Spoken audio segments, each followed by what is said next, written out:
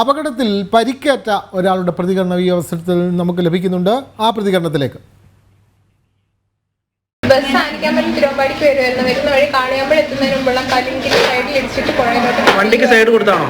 അല്ല, വണ്ടിക്ക് സൈഡ് കൊടുത്താൽ കണ്ടില്ല. വേറെ വണ്ടി ഒരുപാട് യാത്രക്കാരുണ്ടായിരുന്നോ? എല്ലാ സീറ്റിലും ആളുണ്ടായിരുന്നു. സീറ്റുണ്ടായിരുന്നു അല്ലേ? എല്ലാ സീറ്റിലും ആളുകൾ ഉണ്ടായിരുന്നു. ബസ് വളരെ പെട്ടെന്ന് മതിലിടിച്ച് നിയന്ത്രണം വിട്ട് പുഴയിലേക്ക് മറിഞ്ഞു എന്നാണ് ആ ബസ്സിൽ യാത്ര ചെയ്തിരുന്ന ഒരു പെൺകുട്ടി ഈ അവസരത്തിൽ ആശുപത്രി കിടക്കയിൽ നിന്നും പ്രതികരിച്ചത്. എന്തായാലും ക്രെയിൻ കൊണ്ടുവന്ന ബസ് ഉയർത്തുന്ന നടപടികളിലേക്ക് കാര്യങ്ങൾ നീങ്ങിയിട്ടുണ്ട്. നമുക്ക് ദൃശ്യങ്ങൾ വ്യക്തമാണ്. ഫയർഫോഴ്സും പോലീസും നാട്ടുകാരുമൊക്കെ ചേർന്ന് ബസ് ഉയർത്താനുള്ള ശ്രമങ്ങൾ നടക്കുന്നു. ആംബുലൻസും ആ മേഖലയിൽ എത്തിയിട്ടുണ്ട്. ബസ്സിൽ ഇനിയും ആരും കുടുങ്ങിയിട്ടില്ല എന്നുള്ള വിവരങ്ങളാണല്ലോ ഗോകുൽ പങ്കുവച്ചത്. ഗോകുൽ, ഇവിടെ നമുക്ക് ദൃശ്യങ്ങൾ വ്യക്തമാണ്. ആ പുഴയിൽ വെള്ളം കുറവാണ്. അത് അപകടം കുറയ്ക്കുന്നതിന് ഒരു പരിധിവരെ സഹായിച്ചു എന്ന് പറയാമോ ഗോകുൽ? ഒരു പ്രധാനപ്പെട്ട ഘടകം തന്നെയാണ് ഈ പുഴ. ഇന്നലെയൊക്കെ ഈ മലയോര മേഖലയിലൊക്കെ വലിയ രീതിയിൽ മഴ പെയ്തിരുന്നെങ്കിലും പുഴയിൽ ഒരാളുടെ അരപ്പൊക്കെ മാത്രമാണ് വെള്ളമുള്ളത് എന്നത് ഈ അപകടത്തിന്റെ തീവ്രത അല്ലെങ്കിൽ അതിന്റെ ശക്തി കുറയ്ക്കുന്നതിന് ഏറെ സഹായകരമായിട്ടുണ്ട് എന്ന് പറയേണ്ടി വരും. ഈ ബസ് ഈ പോയി നിന്നതും ഈ പുഴയുടെ സൈഡിനോട് ചേർന്നിട്ടാണ് എന്നുള്ളതും ഒരു ഗുണകരമായിട്ടുള്ള കാര്യം തന്നെയാണ്. പുഴയുടെ നടുഭാഗത്തേക്കൊന്നും പോയിട്ടല്ല വീണത്. ഈ പുഴയുടെ സൈഡ് ചേർന്ന് ഈ വണ്ടിയുടെ ഫ്രണ്ട് ഭാഗം കുത്തി വെള്ളത്തിനടിയിലേക്ക് പോവുകയായിരുന്നു ചെയ്തത് എന്നതും ഏറെ ഗുണകരമായി.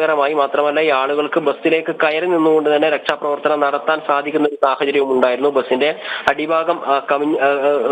അടിഭാഗം മുകളിലേക്കാവുന്ന രീതിയിൽ അല്ലെങ്കിൽ സൈഡിലേക്കാവുന്ന രീതിയിലായിരുന്നു ഉണ്ടായിരുന്നത്. അതുകൊണ്ട് ആ ഭാഗത്തേക്കൊക്കെ ചേർന്ന് നിന്നുകൊണ്ട് കയറി നിന്നുകൊണ്ട് ആളുകളെ രക്ഷപ്പെടുത്താനുള്ള സാധിക്കുമായിരുന്നു. ബസ് പൂർണ്ണമായിട്ട് മുങ്ങിപ്പോവുകയോ അല്ലെങ്കിൽ ആളുകൾക്ക് ബസ്സിലേക്ക് കടക്കാൻ സാധിക്കാവുകയോ ചെയ്യുന്ന ഒരു സാഹചര്യം ഉണ്ടായിരുന്നില്ല. മാത്രമല്ല, നമ്മൾ നേരത്തെ സൂചിപ്പിച്ചതുപോലെ ബസ്സിലെ ആളുകളുടെ എണ്ണം ഈ കുത്തി നിറച്ച് പോവാത്ത ഒരു സാഹചര്യം ഉണ്ടായതും ഗുണകരമായി. അത്തരത്തിലുള്ള ഒരുപാട് ഗുണകരമായിട്ടുള്ള കാര്യങ്ങൾ ആ സമയം അപകടം നടന്നതിന് ശേഷം ഈ രക്ഷാപ്രവർത്തനം വേഗത്തിലാക്കാനും ആളുകളെ ഈ ബസ്സിൽ നിന്ന് മാറ്റാനും ഒക്കെ സഹായിച്ചിരുന്നുവെങ്കിലും അപകടം നടക്കാനിടയായ ഒരു സാഹചര്യത്തെ നമുക്ക് മറക്കാൻ പാടില്ലാത്തതാണ് അല്ലെങ്കിൽ അവഗണിക്കാൻ പാടില്ലാത്തതാണ്. അത്തരത്തിലുള്ള അപകട സാധ്യതയുള്ള ഒരു പ്രദേശത്ത് ഒരുപാട് നാളായിട്ട് ഈ പ്രവർത്തനം പൂർത്തിയാക്കാതെ നിന്നതാണ് ഇത്തരത്തിലൊരു അപകടം ഉണ്ടാവാൻ കാരണമെന്ന് പഞ്ചായത്ത് പ്രസിഡന്റ് നേരത്തെ പറഞ്ഞത് നമ്മൾ കണ്ടതാണ്.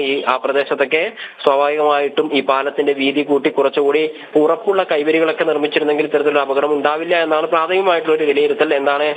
മറ്റെന്താണ് എന്നുള്ളതിനെ പറ്റി ഡ്രൈവർ ഉൾപ്പെടെയുള്ള ആളുകളുടെ പ്രതികരണങ്ങളൊക്കെ ലഭിക്കേണ്ടിയിരിക്കുന്നു. എന്തായാലും ഈ അപകടം നടന്നതിന് ശേഷം രക്ഷാപ്രവർത്തനം വൈകുന്ന ഒരു സാഹചര്യവും ഉണ്ടായിരുന്നില്ല എന്നാണ് ഇപ്പോൾ നമുക്ക് മനസ്സിലാക്കാൻ സാധിക്കുന്നത്. കാരണം മറ്റ് രക്ഷാപ്രവർത്തനത്തിന് ദുഷ്കരമായിട്ടുള്ള ഒരു സാഹചര്യം അവിടെ ഇല്ലായിരുന്നു. ബസ്സിലേക്ക് ആക്സസബിൾ ആയിരുന്നു. ആളുകൾക്ക് രക്ഷാപ്രവർത്തനം നടത്തുന്ന ആളുകൾക്ക് ബസ്സിലേക്ക് എത്താൻ സാധിക്കുന്നുണ്ടായിരുന്നു. വളരെ പെട്ടെന്ന് തന്നെ ആളുകളെ ബസ്സിൽ നിന്ന് മാറ്റാൻ വേണ്ടി സാധിച്ചു. മാത്രമല്ല, പുഴയിൽ വെള്ളം കുറവായിരുന്നത് പുഴയിലേക്ക് ഇറങ്ങിച്ചെന്ന് തന്നെ ബസ്സിന് ഉള്ളിൽ, അതായത് മുൻഭാഗം കുത്തിയിട്ടാണ് പുഴയിലേക്ക് വീണത്. അത് നമ്മൾ കണ്ടതാണ്.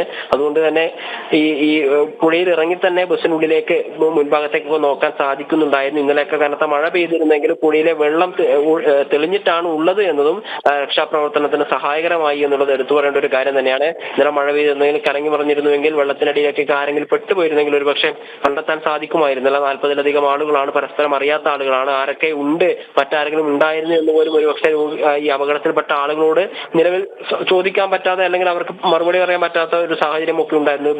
ബസ്സാകുമ്പോൾ പല സ്ഥലത്തുനിന്ന് പല ആളുകളൊക്കെ കയറുന്നുണ്ടായിരുന്നു. കയറുന്ന ഒരു സാഹചര്യം ഒക്കെ ഉണ്ടാകുമ്പോൾ എല്ലാവരെയും പല ആളുകൾക്കും അറിയണമെന്നില്ല. അതുകൊണ്ട് തന്നെ ഈ പുഴയിലെ വെള്ളം തെളിഞ്ഞു ഒഴുകിയിരുന്നതും ആളുകളെ കണ്ടെത്താനും അല്ലെങ്കിൽ രക്ഷാപ്രവർത്തനത്തിന് വേഗത്തിലാക്കാനും ഈ ബസ്സിലോ വെള്ളത്തിലോ ആളുകൾ ഇല്ല എന്ന്